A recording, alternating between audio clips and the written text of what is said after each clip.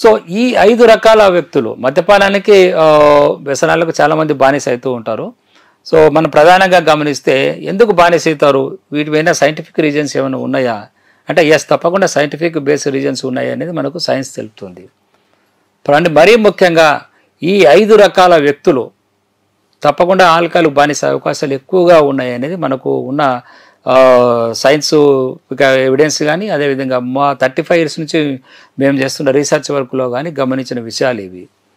So ఈ 5 రకాల వ్యక్తులు ఎవరంటే, మొదటిది జెనెటికల్ ఫ్యాక్టర్స్, జెనెటికల్ ఇంటర్ఫియరెన్స్, ఇన్హెరిటెన్సీ అంటే వంశపారంపర్యంగా ఆల్కహాల్ మత్తుకు బానిసైన వాళ్ళు మన నాన్నగారు కానీ తాతగారు కానీ ఇలా ఉన్నట్లయితే దాదాపు గడిచిపోయిన 4 తరాలలో అంటే మన నాన్నగారు తాతగారు అలా ఒక 4 తరాలలో మన నాన్నగారి సైడ్ కానీ అమ్మ సైడు తాతగారు కానీ లేదా మేనమామలు కానీ ఆల్కహాల్ మత్తుకు బానిస అయితే వారికి పుట్టబోయే పిల్లలు కూడా ఆల్కహాల్ లాంటి మత్తు పదార్థాలు బానిస అవకాశాలు ఉన్నాయి అనేది ఈ జెనెటికల్గా వచ్చే అవకాశాలు ఉన్నది అని ఇవి తెలుపుతుంది.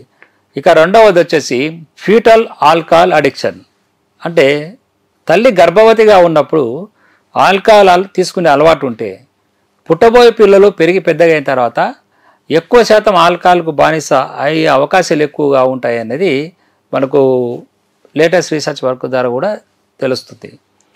ఇక మూడవది వచ్చేసి షుగర్ అడిక్షన్, ఎక్కువగా స్వీట్లు తినేవాళ్ళు, ఎక్కువ మోతాదులో స్వీట్స్ తినేవాళ్ళు, ఎక్కువ మోతాదులో షుగర్ తినేవాళ్ళు. సో వీళ్ళకి ఎందుకంటే షుగర్ తినడం వల్ల హై క్యాలరీస్ ఇమీడియట్గా అందుతాయి.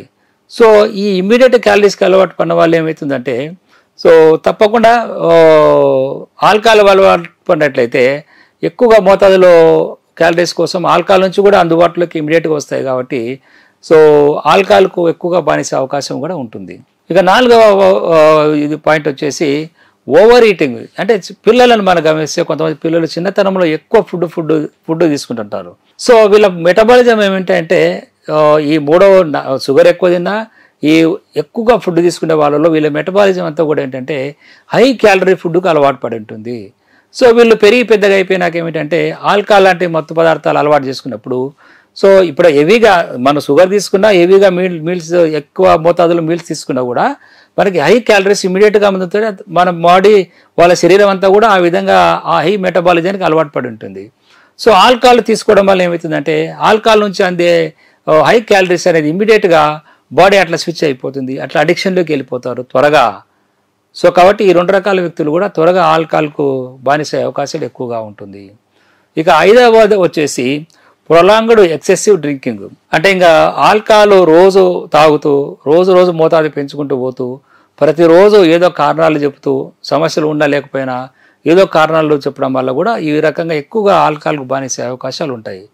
సో కాబట్టి ఆల్కహాల్ తీసుకోవాలనుకుంటే సోషల్గా ఎప్పుడైనా తీసుకోవచ్చు, కానీ రెగ్యులర్గా ఎంత మోతాదు తీసుకున్నా రెగ్యులర్గా ఆల్కహాల్కు బానిసే అవకాశాలు ఎక్కువగా ఉన్నాయని ఈ రీసెర్చ్ వర్క్లో డేటాలు మనకు చెప్తున్నాయి. సో కాబట్టి మిత్రులలా ఈ యొక్క రకమైన ఇబ్బందులు ఉంటే మనం ఆల్కహాల్కు ఎంత దూరం చేసుకోగలిగితే అంత మంచిది అనేది మనం గమనించాలి. ఎస్పెషల్లీ మరి దీనికి ప్రివెన్షన్, దీనికి ఒక సొల్యూషన్ ఏమిటంటే ఈ రకమైన ప్రాబ్లమ్స్ ఉన్నప్పుడు జెనెటికల్గా కానీ లేకపోతే పిల్లలు ఇట్లా ఓవర్ ఈటర్స్ ఉన్నా కానీ వంశంలో తాగే వాళ్ళు ఉన్నప్పుడు పెద్దలు ఉన్నట్లయితే పిల్లలను మనం అలవాటు పడకుండా ప్రివెంట్ చేసుకుంటే మెడిసిన్ ప్రివెంటివ్ ఆస్పెక్ట్లో preventive is better than cure అన్నారు. కాబట్టి అంటే మనం ఒక సమస్య వచ్చినాక దాన్ని ఎదుర్కొనే కంటే ఆ సమస్య రాకముందే అంటే కొన్ని రీసెర్చ్లు ప్రకారం అన్నీ తీసుకుంటే మనం ఓవరాల్గా ఈ పిల్లలు ఇంట్లో కానీ పెద్దలకు ఈ ఆల్కహాల్ కానీ సిగరెట్ గుట్కా లేదా ఇతరైన డ్రగ్స్ అలవాట్లు గంజాయి కానీ ఇతర డ్రగ్స్ అలవాట్లు ఉన్నట్టయితే పెరిగి పెద్దగైనాక పిల్లలకు కూడా వచ్చే అవకాశాలు ఉన్నాయి. కాబట్టి ఇక్కడ తల్లిదండ్రులు గమనించి ఇంట్లో పిల్లలు ఉన్నట్లయితే వాళ్ళని ప్రివెంటివ్ ఆస్పెక్ట్లో మనం ఇటువంటి చెడు అలవాట్లకు బానిస కాకుండా మనము హోమియో మెడిసిన్ వాడడం వల్ల వాళ్ళు పెరిగి పెద్దగా అయినాక మనం వ్యసనాల బారిన పడకుండా కాపాడుకోవచ్చు. సో చాలామంది తల్లిదండ్రులు పిల్లలను నమ్ముతారు, మావాడు మంచివాడండి, మా పిల్లలు మంచివాళ్ళు, అలా చేయరు అనుకుంటారు. కానీ చాలామంది పేరెంట్స్ వచ్చి అసలు మేము కలలో కూడా ఊహించుకోలేదండి, మావాడు ఇంత మంచివాడు ఇలా తయారయ్యాడని అనుకోలేదు అని ఏడుస్తుంటారు, బాధపడుతుంటారు.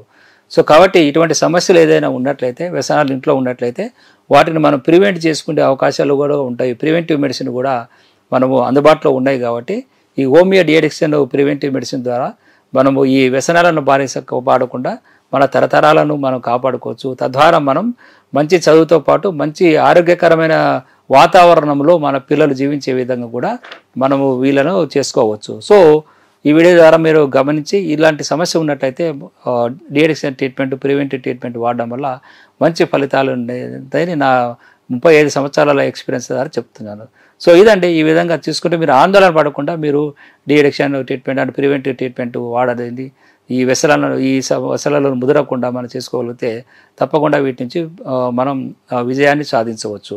సో ధన్యవాదములు. ఇప్పుడు ఆపరేషన్ లేకుండానే మోకాళ్లకు ప్లాస్మా ట్రీట్మెంట్. మీ ఆర్థోపెడిక్ సమస్యలన్నిటికీ రోబోటిక్ టెక్నాలజీ ద్వారా తక్కువ ఖర్చుతో శాశ్వత పరిష్కారం. Free consultation. ప్రతి ట్రీట్మెంట్ పై 20% డిస్కౌంట్.